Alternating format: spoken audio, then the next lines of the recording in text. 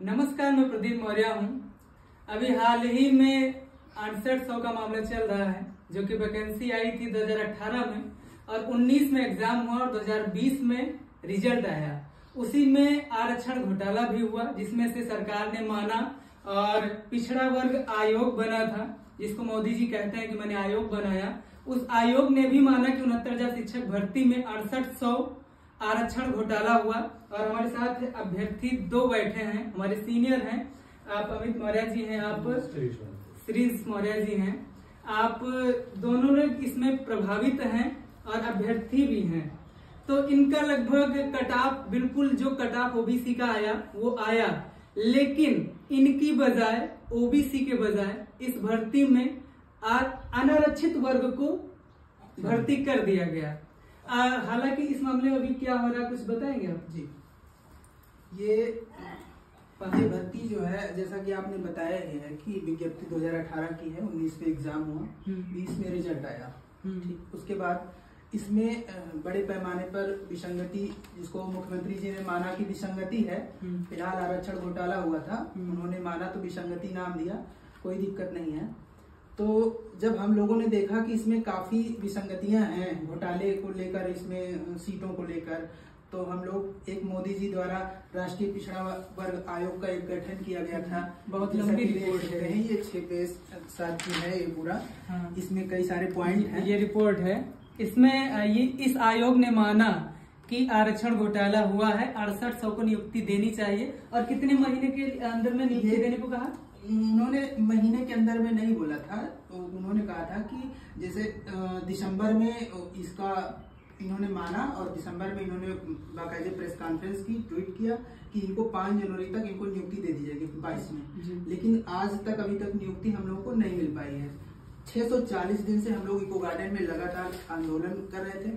उसके बाद भी वहाँ चुनाव आचार संहिता लगने के बाद हम लोग वहाँ से बिल्कुल निराश होकर, हताश होकर, रोते हुए वहाँ से इको गार्डन से, लखनऊ से हम लोग अपने अपने घरों को आए, लेकिन नियुक्ति सरकार नहीं दे पाई। इस वीडियो को मैंने देखा था जी, और काफी इमोशनल वीडियो थी। और आप लोग जब किसी मंत्री के पास जाते हैं, तो जैसे ओम प्रकाश राजभर जी की मैं बात करूँ, तो उन्होंने कहा आप लतियाने लायक हैं। कहीं इस वजह से वो लोग कहते हैं क्योंकि आप विपक्ष के नेताओं से भी जाकर के मिलते हैं, पक्ष वालों से भी मिलते हैं, आप ये चाहते हैं कि इस तरीके से हमारा कल्याण हो।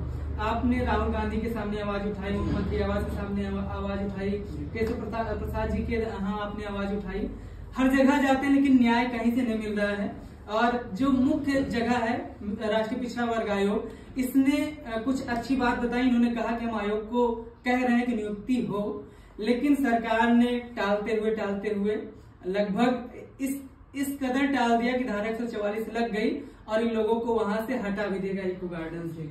तो अब अंत में यही कहना है कि सरकार जो लगातार कहती है कि हम सामाजिक न्याय की बात कर रहे हैं, सबको हिस्सेदारी दे रहे हैं, हमारा राष्ट्रपति आदिवासी समाज से है, हमने ओबीसी समाज से एमपी में मुख्यमंत्री बनाया, हमने यहाँ डिप्टी सीएम बनाया, बिहार में डिप्टी सीएम बनाया, राजस्थान में दिया कुमारी डिप्टी सीएम ओबीसी से बनाया। तो इस तरीके से प्रतिनिधित्व तो दे रहे हैं, लेकिन हमें सरकारी जगहों पर भी हमारा हक ना मारा जाए। देखो, ये जो सब कहते हैं, आप इसको देख के, ये रिपोर्ट देख के आप लोग, और इतने सारे हमारे पास डॉक्यूमेंट्स हैं जिसमें मुख्यमंत्री जी का ट्वीट है, तत्कालीन शिक्षा मंत्री का ट्वीट है, सतीश चंद्र द्विवेदी जी का ट्वीट है, ये सारी चीजें ये झूठ नहीं कह सकती हैं। और राष्ट्रीय पिछड़ा वर्ग आयोग, जिसको माननीय प्रधानमंत्री जी हर मंचों से यही कहा करते थे कि मैंने राष्ट्रीय पिछड़ा वर्ग आयोग बना दिया, उसको संवैधानिक दर्जा दे दिया है, अब पिछड़ों और दलितों का हक नहीं मारा जाएगा। तो हम लोग वही राष्ट्रीय पिछड़ा वर्ग आयोग गए, लगातार पिछड़ा वर्ग आयोग में 1 साल तक लगातार सुनवाई हुई। उसके बाद उसने ये रिपोर्ट जारी की। ये रिपोर्ट जारी करने के बाद उसने कहा कि इसमें विसंगति हुई है, इन लोगों को नियुक्ति मिलनी चाहिए। लेकिन अधिकारी इसको कहते हैं कि ऐसी रिपोर्ट हमारे यहाँ बहुत सारी आती है, मैं इसको कचरे में डाल देता हूँ, ऐसी रिपोर्ट का कोई महत्व नहीं है। उसके बाद लगातार हम लोग, ये रिपोर्ट आने के बाद लगातार आंदोलन करते रहे। फिर मुख्यमंत्री जी ने 2022 चुनाव के समय हमारे 5 सदस्यीय डेलीगेशन से मुलाकात करने के बाद उन्होंने माना कि विसंगति हुई और तत्काल इन लोगों को नियुक्ति दी जाए। अच्छा, आपके बजाय जो जैसे 6800 आप लोग हैं, आपके बजाय जनरल वर्ग के लोगों को नियुक्ति दे दी गई है, तो आप कहीं इस वजह से तो नहीं धरना दे रहे हैं कि उनको हटा करके हमें दिया जाए? आप उनको हटाने की बात कर रहे हैं? नहीं, हमें उनको हटाने की कोई बात नहीं की, ना हमने कहीं से भी किसी तरीके से ऐसी कोई मांग है हमारी, क्योंकि वो भी एक आम अभ्यर्थी है, हम लोगों की तरह है। ठीक है, उनका जो भी उनकी नियुक्तियां हैं उनकी ना छीली जाए, उनकी गलती नहीं है, विभाग की गलती है। हम चाहते हैं कि वो रहें, हमें कोई आपत्ति नहीं, लेकिन हम लोगों को तो अंदर रखा जाए, क्योंकि हम लोग लीगल हैं। हम लोगों के साथ गलत हुआ है, हम लोग क्यों रोडों पे भटके? आज 4 सालों से भटक रहे हैं हम लोग। सबसे बड़ा मुद्दा जो इसमें लिखा है, अभी मैंने कहीं देखा था, 69,000 में 27% ओबीसी होते हैं। 27% ओबीसी में 18,000 कितने?